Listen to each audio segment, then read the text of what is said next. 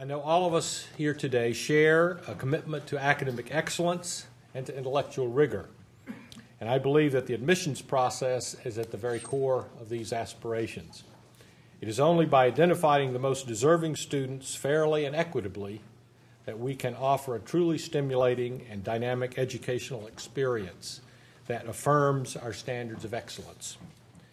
As our provost told you earlier today, Wake Forest has made a commitment to evaluating a variety of test alternative admissions practices in the last year. Our efforts have been aimed at crafting a student body that is not only the best academically, but also the most diverse on many different levels, socially, intellectually, and culturally, those most capable of taking advantage of the distinct kind of education at this university. It is my belief that this would not have been possible without closely scrutinizing all of our admissions policies and practices. It has not been easy or without controversy, but I believe that the end result will be well worth all of our efforts. In the fall, we'll be opening our doors wide to students who are most likely to make significant contributions to this university and to society. It is now my pleasure to introduce our keynote speaker for this conference, Daniel Golden. Mr. Golden is senior editor at Conde Nast Portfolio, where he edits and writes investigative articles. He joined Portfolio in October 2007 after 8 years at the Wall Street Journal, where he was an education writer and deputy chief of the Boston Bureau. Mr. Golden won journalism's highest honor in 2004. He was awarded the Pulitzer Prize for beat reporting for a series of articles he wrote on preferences for children of alumni and donor in college admissions. He expanded that series into a critically acclaimed 2006 bestseller, The Price of Admission. The Washington Post chose The Price of Admission as one of the year's best nonfiction books, and The Economist wrote that it deserves to become a classic. Mr. Golden is a 1978 graduate of Harvard College. He also received a John S. Knight Fellowship at Stanford University in 1998. Mr. Golden's topic today is Slumdog Ivy Leaguer. Daniel Golden.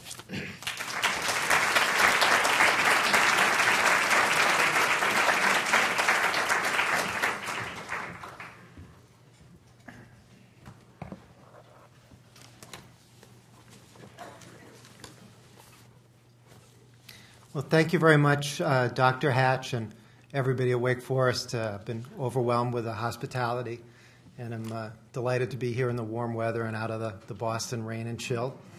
And I must confess I'm a little bit daunted speaking to an audience that contains a lot of people who know more about this topic than I do or ever will, but I've never let that stop me before, so here goes. Many of you, I trust, saw this year's Academy Award-winning film, Slumdog Millionaire. It concerns a homeless, motherless, destitute youth named Jamal from a Bombay ghetto who overcomes numerous hurdles to become the unlikeliest winner of India's version of the game show, Who Wants to Be a Millionaire? Among the obstacles that he overcomes, hardly anybody from Jamal's social class even competes as a contestant on the show. The show's host pretends to be his friend, but actually doesn't want him to win. The questions posed to him, such as who's on the face of the U.S. $100 bill, have a built-in, moneyed, upper-class bias. And when Jamal, baffled by one question, opts to phone a friend, he lacks the usual array of knowledgeable mentors. Instead, he has to turn to uneducated, albeit gorgeous, ex-girlfriend. As I watched, a sequel began running through my head. Call it Slumdog Ivy Leaguer.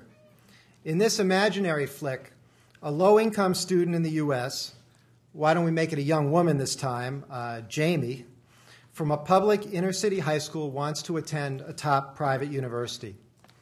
Bright and hardworking, she yearns to soak up knowledge from academia's best minds and fulfill her intellectual potential.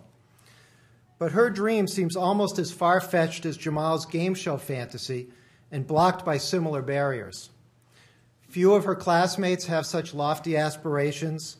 Few high-ranking universities recruit at her low-performing high school. And her overburdened guidance counselor scoffs at her hopes and tries to steer her to a community college.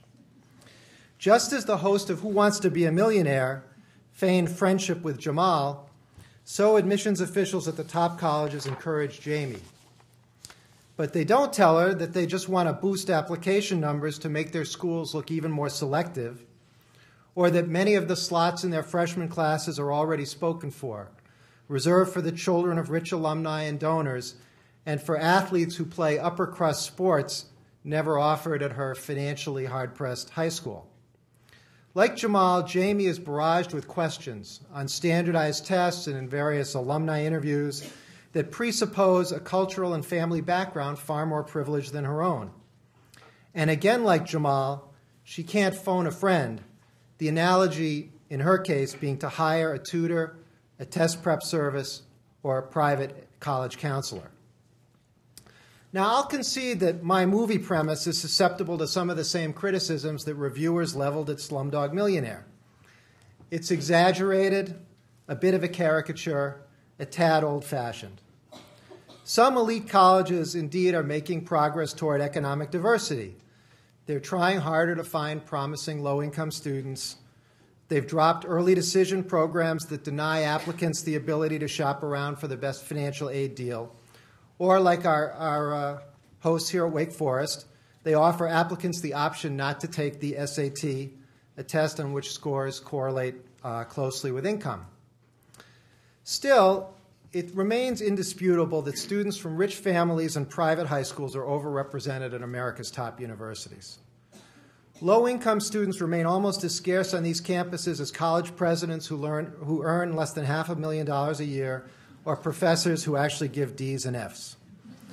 In fact, the Chronicle of Higher Education reported last year that the percentage of students at elite colleges receiving Pell Grants, the financial aid program for the neediest students, is actually declining. In my view, these recent reforms leave undisturbed the fundamental building blocks of an inequitable system, the whole array of admissions preferences that favor the rich, powerful, and famous. Although colleges enjoy nonprofit, tax-free status because they're presumed to serve a social purpose, namely educating the best students of all backgrounds, these preferences of privilege, as I call them, serve a different master, fundraising. As I documented in my book, more applicants receive special consideration under the preferences of privilege than under affirmative action. And in some cases, the admissions break is as big or bigger than the advantage affirmative action confers.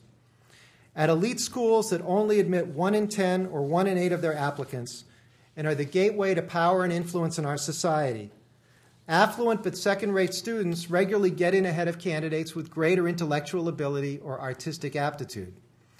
These colleges, most of which haven't increased their student body size significantly in years, seek to boost donations by reserving slots for children of privilege while turning away outstanding middle-class and working-class applicants. As Notre Dame's admissions dean told me, the poor schmuck who has to get in on his own has to walk on water. The best known and most widespread of the preferences of privilege is the preference for alumni children. And some of the following material on legacy preference, by the way, comes from a chapter I'm writing for a forthcoming book to be published by the Century Foundation. They require that proviso.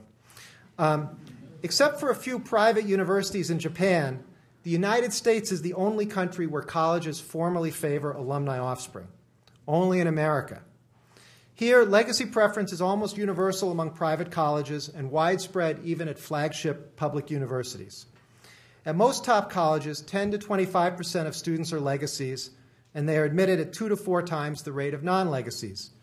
Brown University, for instance, accepted 33.5% of legacy applicants for the class of 2010, almost 3 times its overall acceptance rate of 13.8%. A recent study of legacies at one renowned university, Duke, found that as a group they're more likely than their classmates to be white, Protestant, and have attended prep schools. They're also wealthier with an average family income of $240,000 a year. Yet, despite their affluent backgrounds, alumni children frequently enjoy tuition discounts. I'm not speaking of Duke here, but of a number of colleges. For example, at the University of Arkansas this year, 185 children of out-of-state alumni received legacy scholarships, reducing their tuition to the in-state rate, which is $9,000 a year lower. That translates into a loss of $1.7 million in university revenue that could have funded scholarships for low-income students. College officials often defend legacy preference on the grounds that it's valuable to maintaining tradition. That's at most a half-truth concealing the profit motive. In the early 1990s, one study of Harvard admissions showed that if an alumni child who applied needed financial aid, the legacy boost disappeared almost entirely. The implication was that if an alumnus couldn't earn enough to pay his child's tuition, Harvard wasn't going to make the same mistake twice.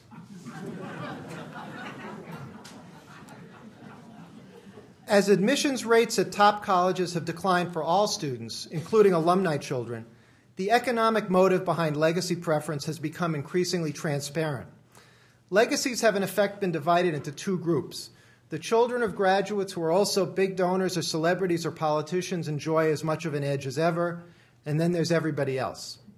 One high-ranking development official at a top university recently told me that because the cost of educating a student is 1.5 times the tuition, alumni who don't donate shouldn't expect admissions preference for their children. Just because you drank at a trough that others filled does not entitle your child to drink at the same trough, this official told me. There are trough fillers, and then there are just drinkers. Those two people are treated differently. Even as colleges rely on legacy preference as a fundraising tool, the idea that this preference is indispensable to alumni giving is becoming increasingly dubious. Several fine schools, such as Caltech, admit students purely on merit and don't favor alumni children, and yet still raise plenty of money, partly through creative approaches to fundraising. For instance, Gordon Moore, the co-founder of Intel, who earned his PhD at Caltech, gave $600 million to the Institute in tribute to what he calls its, quote, fantastic intellectual climate, unquote. Mr. Moore's two sons didn't go to Caltech, but he received a different reward. The Institute named an asteroid after him. Several selective public universities that have dropped legacy preference in recent years have seen no adverse impact on fundraising. For example, since Texas A&M eliminated legacy preference in 2004, it has successfully completed a $1.5 billion campaign, and gifts to its foundation almost doubled from $62 million in 2004 to $114 million in 2007. One secret to Texas A&M's fundraising success was the ability of its administrators to explain to worried alumni why they were jettisoning legacy preference. Robert Gates, then president of Texas A&M and now the U.S. Secretary of Defense, told one alumni audience about his own family, how hard he and his forebears in Kansas had worked for their own college educations. Texas A&M was built by men who had rough hands, Gates said. One person who attended the speech told me there were tears in the audience and the alumni gave him a standing ovation.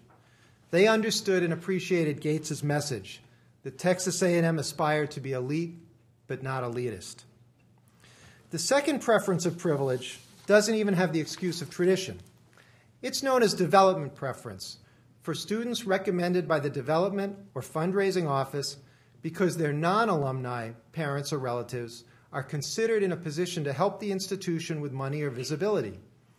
These parents may be corporate tycoons, Hollywood celebrities, or politicians in a position to provide earmarked funding. This preference can be equivalent to hundreds of SAT points or a full point on the four-point grading scale, depending on the importance of the family. The family of Texas oil billionaire Robert Bass is a classic example of development preference. Of his 4 children, 2 went to Stanford, 1 to Harvard, and 1 to Duke, while these same institutions rejected academically stronger classmates, or applicants, I should say. Mr. Bass, a Stanford trustee, has given each of those universities at least $10 million, in Stanford's case, $50 million. Incidentally, for those of you with longer memories, I'm dating myself here, the Nixon administration, notorious for ethical transgressions, wasn't above muscling universities for development admits. Nixon's chief counsel, Chuck Colson, who later served time for obstruction of justice, called Princeton directly from the White House to advocate for his son, Wendell Colson. After Wendell was admitted and enrolled, Chuck Colson drove to Princeton in September 1972 to visit the freshman on his first weekend there. He reported back to President Nixon in a conversation preserved on the Watergate tapes that, quote, "I just had to make sure my son wasn't in the hands of radicals, and he isn't." The president replied, "Not yet." The third preference of privilege is for athletes. Fans watch racially and economically integrated college basketball and football teams on television and think that college sports are diverse. They don't realize that colleges also give admissions breaks to athletes in many prep school sports that ordinary American kids never have a chance to play: crew, horseback riding, sailing, squash, even polo. College athletics are weighted toward these rich people's sports to attract wealthy donors who rode crew or played squash themselves, want their alma mater to have a winning team, and are eager to pay for the boathouse or the polo ponies. Title IX, the law requiring gender diversity in colleges, has actually worsened this socioeconomic inequity because it's prompted colleges to start women's teams in blue blood sports like crew and equestrian events, for which they can easily find donors, while eliminating men's teams in working class sports like wrestling and track and field. Once enrolled at a top college, by the way, children of the rich and famous have a leg up in making varsity rosters. The last player on the bench on many college teams tends to be a legacy or a development admit. From 2003 to 2007, for instance, Joe Pagliuca, a basketball player of relatively modest talents, enjoyed a coveted spot on Duke's men's basketball team. As you know, here in North Carolina, that's one of the nation's top programs, though I guess faded a little recently. I didn't mean that as a slight, just a factual statement based on having picked North Carolina in the portfolio pool, you know. Anyway, be that as it may, Joe didn't score a single point in his entire college career at Duke, but his being on the team fulfilled the dream of his father, Boston Celtics co-owner Steve Pagliuca, a Duke graduate and former JV basketball player there, who was given more than $1 million to his alma mater.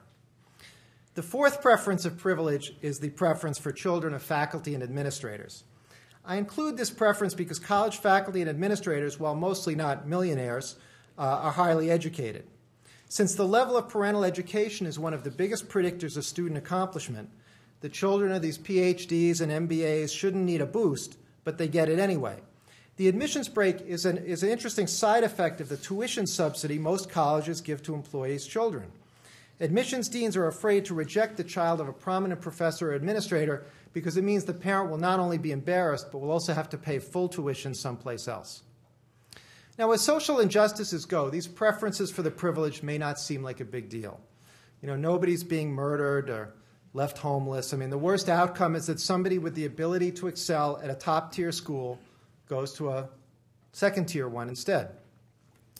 Still, there's something about these admissions perks for the rich that violates our basic notions of what America stands for: fairness, equal opportunity, upward mobility, particularly in an era of growing social and economic inequality.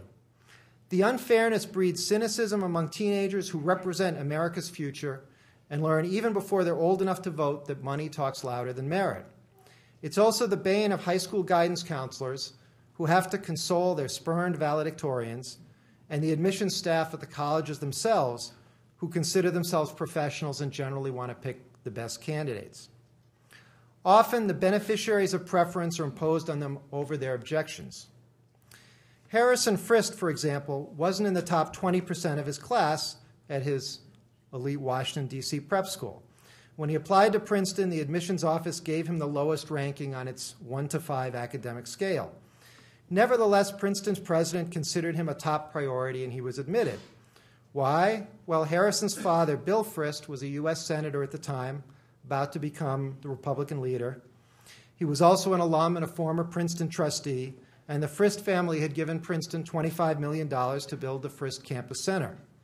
Once enrolled, Harrison joined Princeton's rowdiest student club and was arrested for drunk driving. Unabashed, Princeton then admitted his younger brother, who was photographed on the internet wearing a Confederate uniform.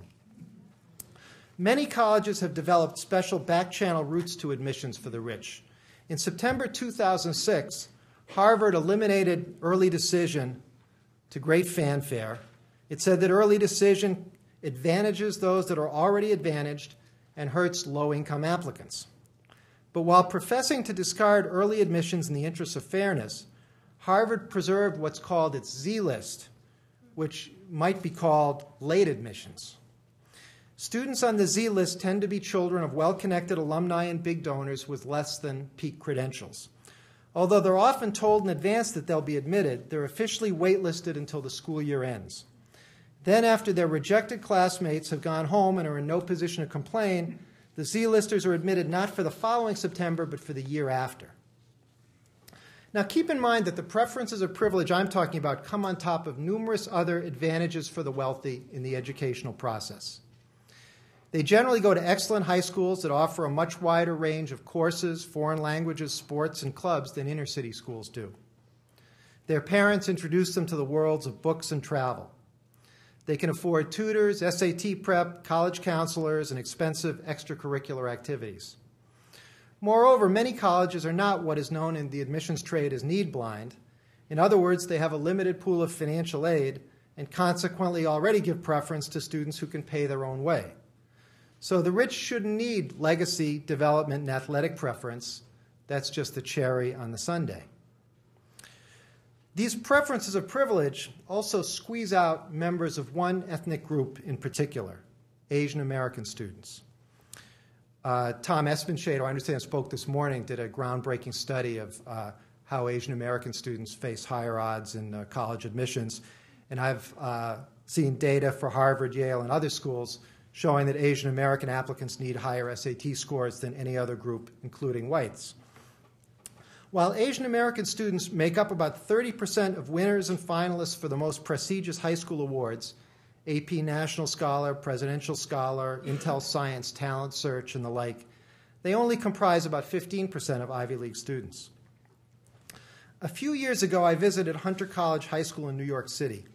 It's an exam school, very difficult to get into, and one of the best high schools in the country. I interviewed a group of top Asian American students there, including Elizabeth Y. She told me that she had a 3.7 grade point average and a 1530 SAT score out of 1,600. When I congratulated her, she said, "No, you don't understand. We call that an Asian fail." Or consider Navanil Ghosh, who comes from a middle-class South Asian family and graduated last year from a public magnet school in Austin, Texas. He received perfect scores on the SAT and ACT, one of only a handful of students in the country to accomplish that feat, and was fourth in his high school class. Yet he was rejected by Harvard, Yale, Stanford, Princeton, Penn, and MIT. Universities that love to boast about how many valedictorians and students with perfect SAT scores they turn down, giving the impression that the Navanil Ghoshes of the world don't measure up, when the reality is that they could make room for more Navanils by turning down weaker candidates whose parents happen to be alumni or donors. When the rejection letter from Harvard arrived, my son was devastated, said his father, Nirmalendu Ghosh. He told me he could not study anymore and went to bed. Navanil is now a freshman at Rice and learning, I hope, that this country has many fine educational institutions outside the Ivy League. Much of Navanil's case for admission rested on his SATs, a test that has become increasingly beleaguered. Some, including our friends at Wake Forest that have made it optional, argue that using the SAT in admissions amounts to a preference for privilege because of the sizable scoring gap between whites and minorities and between high and low-income students.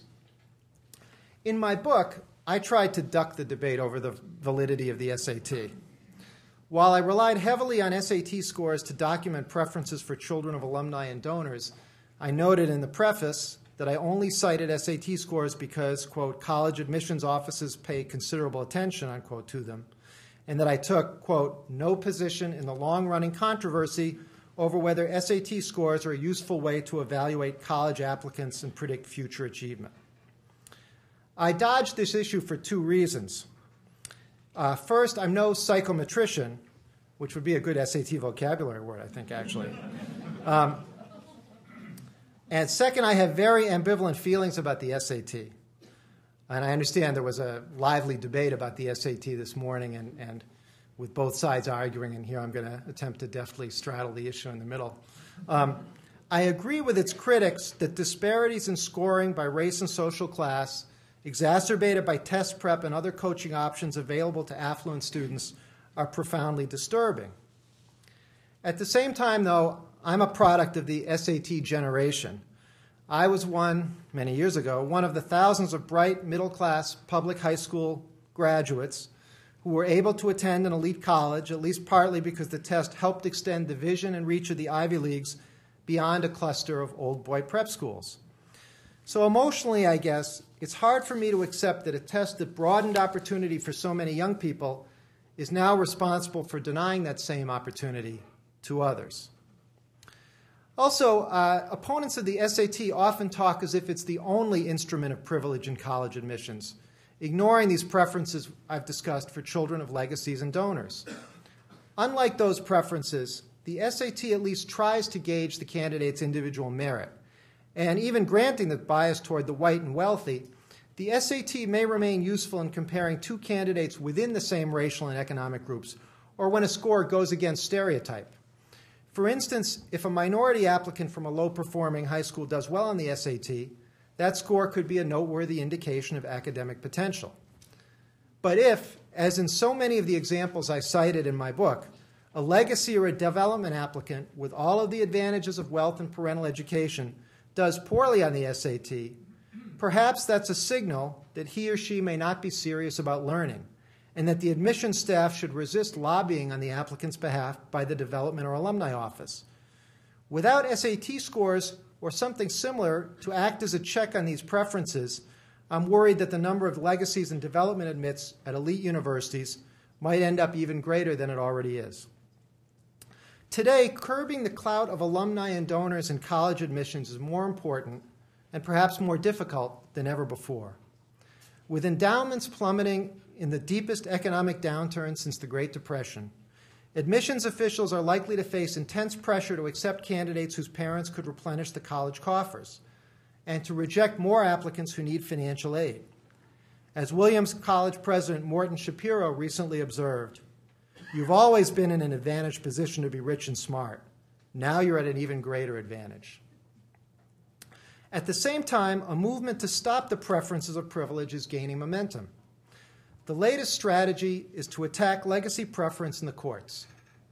Legacy preference had been considered untouchable legally under civil rights laws because it doesn't overtly discriminate on the basis of race.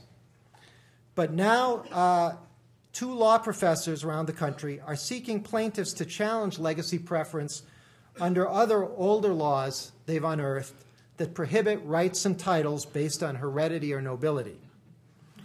Sounds like a stretch, but I don't know. They're trying. In a 2006 interview in the Wall Street Journal, Princeton President Shirley Tillman was asked to justify legacy preference. She responded with admirable candor that alumni are, quote, extremely important to the financial well-being of this university, unquote. The reporter, my friend John Heckinger, followed up, and wouldn't they continue to be even if you didn't give their children the preference? President Tillman responded, "We've never done the experiment." Let's assume that perhaps voluntarily, perhaps under a court order, a college does try this experiment, eliminating preferences for children of the wealthy, famous, and powerful. What would that mean? It would open more slots for students of demonstrated intellectual brilliance or creative talent, and more slots for children of poverty with tremendous academic potential that has been suppressed because they went to bad high schools or bounced around from one school to the next. It would lead to more demanding courses and more stimulating class discussions, both because the intellectual quality of the student body would rise and because the students would represent a wider spectrum of society. And for children of the rich and famous, it would mean an end to guilt and self-doubt and wondering, as many do, whether they got in on their own merits or their parents' wallets. And as I mentioned before, I would argue that this could all be accomplished without any harmful impact on fundraising. So a decisive moment may be approaching for college admissions and for the climax of my movie. Will Jamie get into the college of her dreams, or will she be spurned and disillusioned? To emulate the box office and Oscar success of Slumdog Millionaire, and more importantly, to demonstrate the continued vitality of the American dream of meritocracy and equal opportunity, Slumdog Ivy Leaguer needs a happy ending. Thank you.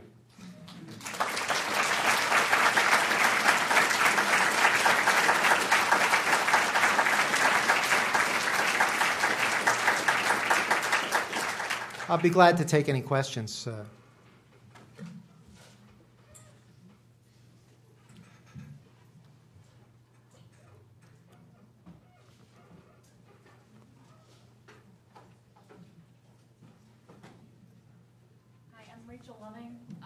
I'm a school counselor at Maggie Walker Governor School in Richmond, Virginia, and I guess in reference to your comments about Asian Americans kind of being a little bit at risk in this new environment, I have worked with several Asian families that have considered if there's an option to not disclose their ethnicity on a college application, should they do that?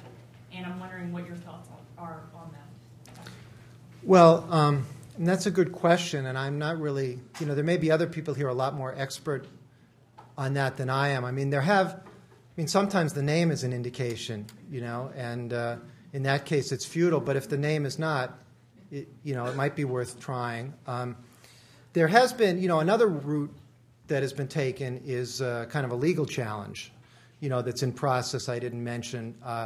There's a complaint by a student who had a perfect SAT score, but didn't get into Princeton, named, I think, John Lee, if I remember rightly, who brought a complaint to the U.S. Office of Civil Rights in the Justice Department saying that it was racial discrimination.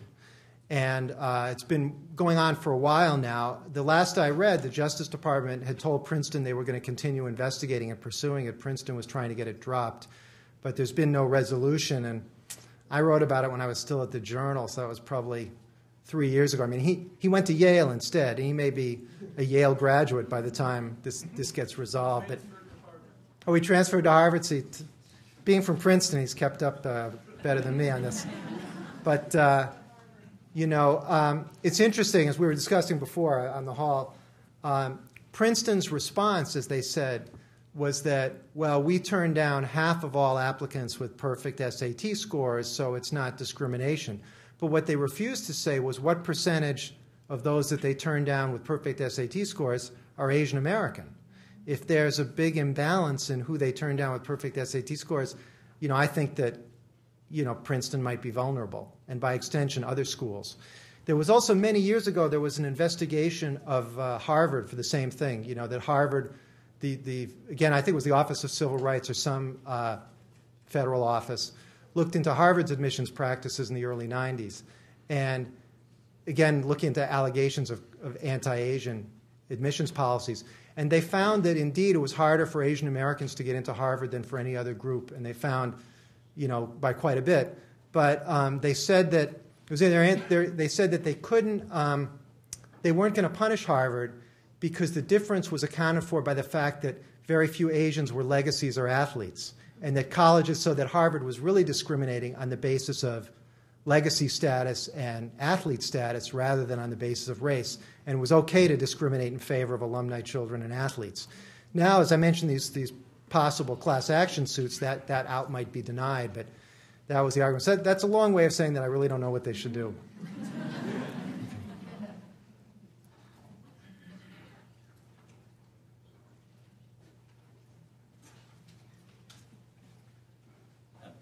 Bob Schaefer from Ferratestan, and I've read your book, and I think everybody here ought to read it just to see how horrible this is.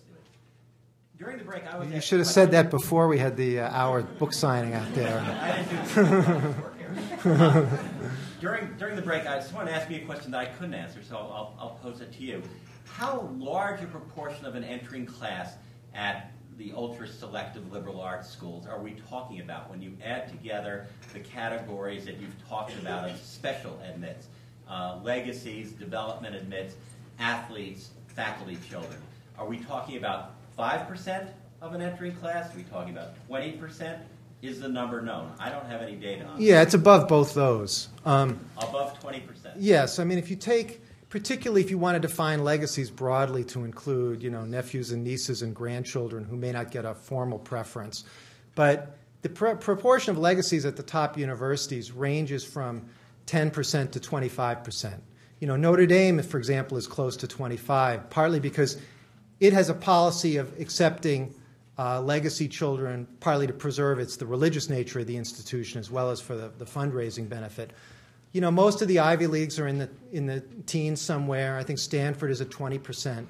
So you're at the 20% pretty close, just with the alumni children.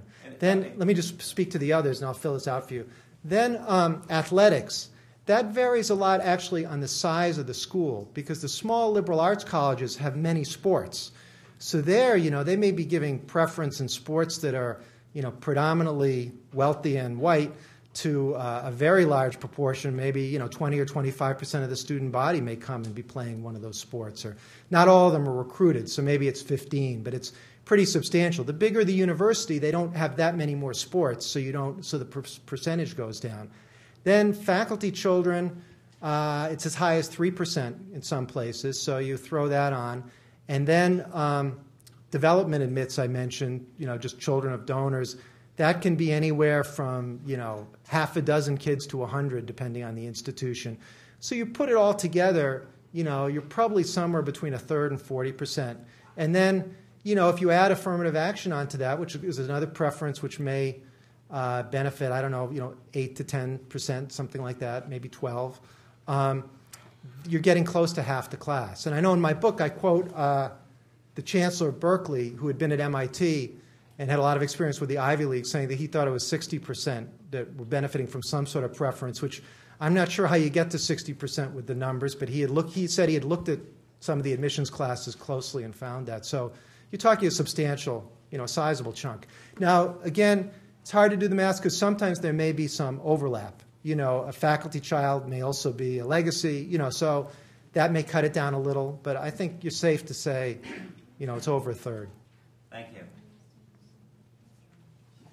Yes, I'm sorry. I have more of a comment than a question. I'm with the nonprofit colleges that change lives. My name is Marty O'Connell. I think as I travel the country and speak to students and parents about this college admissions stress and anxiety, I think the more that they become worried that these are the only institutions, the ones of which you write, that will allow them the chance to be successful, happy people as they graduate, the more we continue to have this problem. So I certainly welcome this conference for the hope that we can start to change attitudes about the admissions process, both in helping others to gain admission, if we can change some of the inequities that are happening in the most visible. I will not use the term highly selective, since that only reflects an institution's ability to garner lots of applications and then deny them admission. So selectivity, I think, is one of those words that creates a problem in this whole process. But my fear with your book, and it's wonderful, and a book like The Gatekeepers, is that it does sometimes fuel the flames, though, that these families have to walk through, and their fear that then there's only this narrow band of places, and if they can't gain that admission, and therefore they don't have those opportunities. So I'm hoping that conferences like this will give us a chance to change those attitudes. Well, that's a good point. And, I tried in my book to deal with a spectrum of schools. In other words, I devoted, for example, I spent quite a bit of time on Berea College in Kentucky to point it out as an admirable model and stuff. But, you could fairly indict, a lot of my articles at the Journal and other places for focusing on, the most visible schools, to use your term, because, they felt that that's what our readers wanted to read about, and there were a couple times I did what I thought were front-page worthy stories on community colleges, of course, they were critical. Pretty much everything I write is critical, but they were about community colleges. And, and they got relegated to, the front of the second section. I would say it's funny you mentioned that. I mean, this emphasis on the top schools is communicated in so many ways. I was watching Jeopardy the other night. Now, I don't know if you get the same Jeopardy show on the same night that I get in Boston, but the final Jeopardy question. It's funny because we got Who Wants to Be a Millionaire here, but this was, I like quiz shows. I was watching Final Jeopardy, and the question was something like, this name was first mentioned in 1935 this term was coined in 1935 by an Associated Press reporter for a group of top colleges. What is it? And of course, I knew right away, but the three people, it's funny, two of them said Seven Sisters, and only one said Ivy League. But it was interesting, again, they didn't pick, some other group, they didn't pick the University of California or something, So it is in a lot of ways reinforced, and that's too bad. And like I say, I hope one of the messages people take away from my book is that it's not life or death getting into a handful of these colleges, because it's not really a referendum on the candidate's merit only. There's a lot of factors involved. Yes? Hi, Mr. Golden. I'm a senior here at Wake Forest, and the question strikes close to home. I was wondering if you looked at, in general, anything with graduate school admissions. Is this sort of trend applying directly to graduate school? Is that PhDs in economics at Harvard, et cetera? I have done quite a bit of looking at graduate school admissions. You'll be happy to hear. I didn't have a lot of room for it in my book, but it would be worth a detailed study. Here's what I know about graduate schools. There's more preferences when you're trying to get into a professional school, like business or law, preferences of the kind I'm talking about, than into an arcane graduate program. Like if you want to get into a graduate program in, Near Eastern archaeology, there's not many children of major donors who are going to, try and, buy their way into that. It's not a very lucrative program, and you really have to be devoted to the subject, right? But with law schools and business schools, many of them have something called Dean's Admits, which is after the rest of the class has been admitted, there's always a few discretionary admits at the, in the judgment of the dean. And there are some, again, it varies. Some schools are more notorious than others. I'm thinking of one in the Upper Midwest, for example.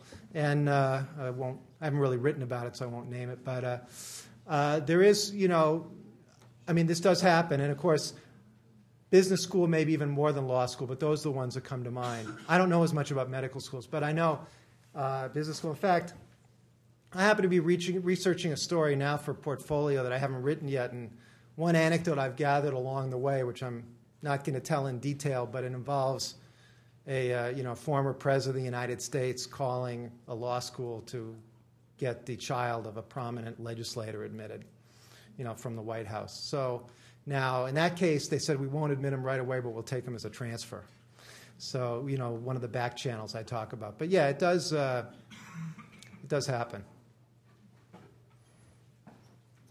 I have a question about legacy admits. Sure. You attribute most of it to financial gain. It seems to me it's much, there are other explanations or complementary explanations having to do with overall loyalty to an institution and sort of networks. And I dare say most private universities in this country could not be built as they are if you didn't have those multi-generational patterns of loyalty to the institution, which really transcend how much people give. Right. That's a good point. And it is, to be fair to colleges, legacy preference also often goes to children of alumni who have been extremely active on committees and things like that. But I think the one point I'd make there is that there's many ways to reward your alumni and to breed that tradition without giving them an admissions break. In other words, I certainly think that colleges should be close to their alumni, and and I think alumni are important to the future of a school. I just think that they would be even without. There's ways to keep their loyalty without saying one of the things we're going to do for you is let your kid in when your child is not as good a candidate. So I think that's where schools went down the wrong path. I think that if you let's suppose you eliminate legacy preference. I think, alumni right now, sometimes they get upset when their kid doesn't get in, but part of the reason is because they know the institution has legacy preference. So they're kind of thinking, even with this preference, you're not admitting my kid? What are you saying about my kid?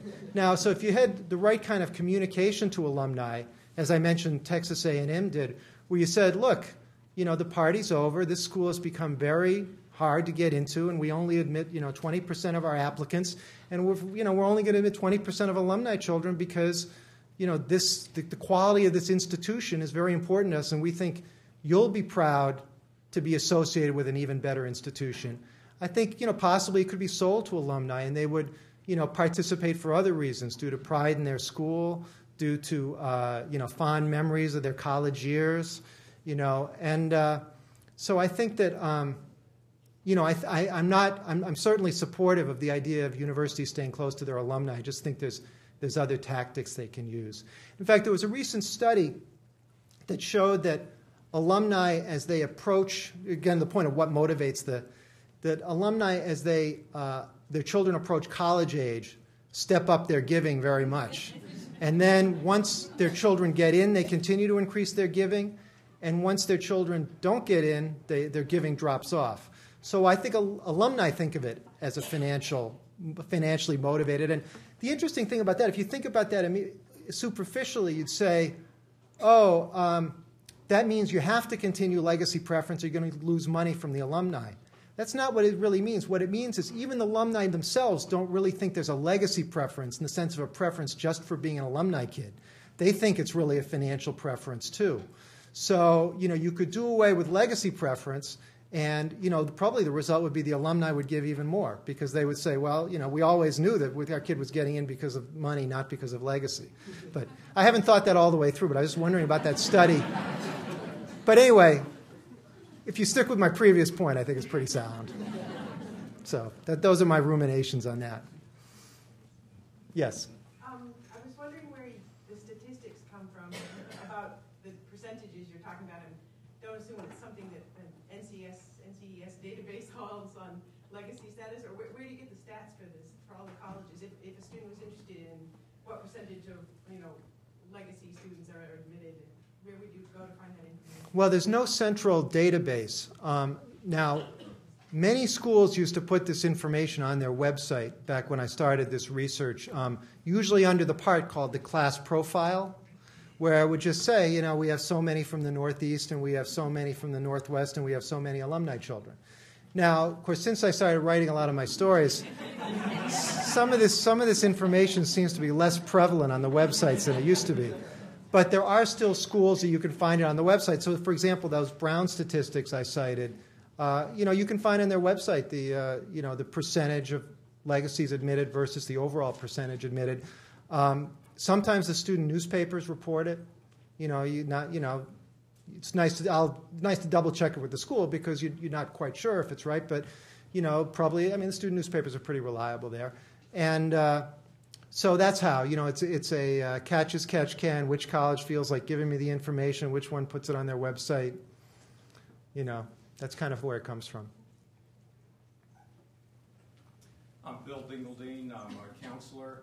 I'm also, I believe, the only member of the NACAC Testing Commission here. And at a conference on rethinking admission, I want to follow up on what Marty was talking about and reframing the conversation.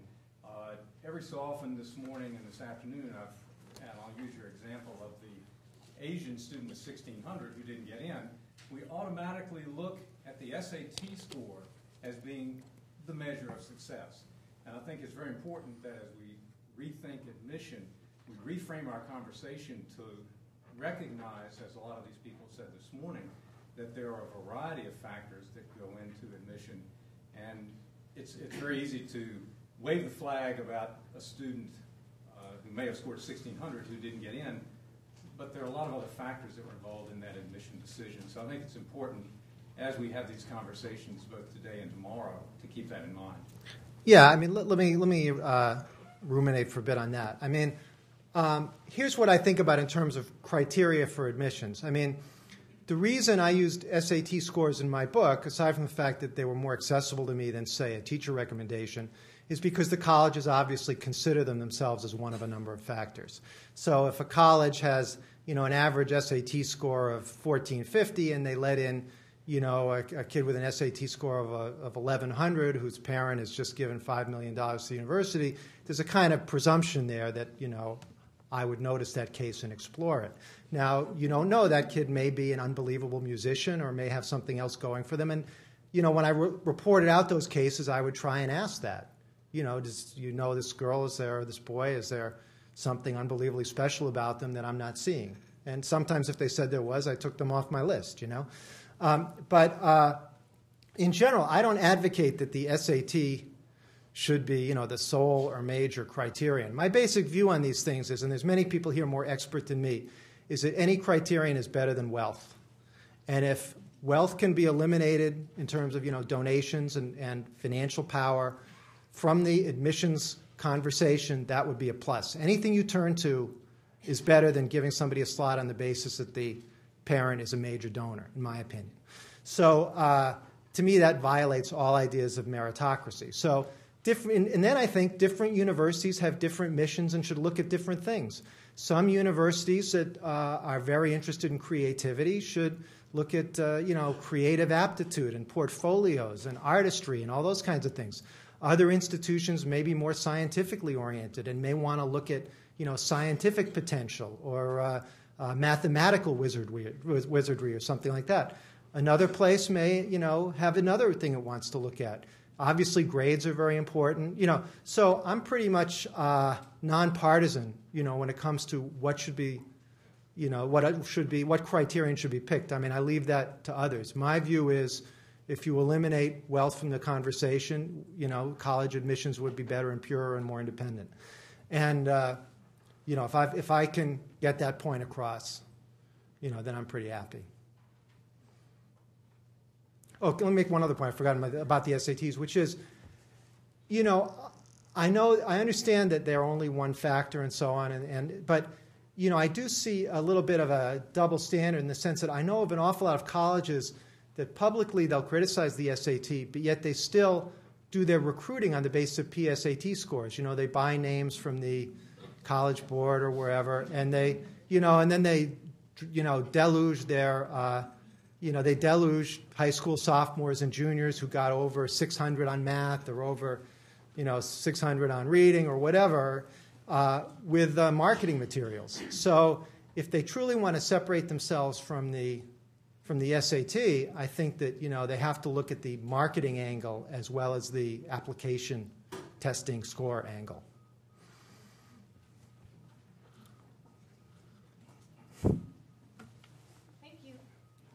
Oh, thank you very much.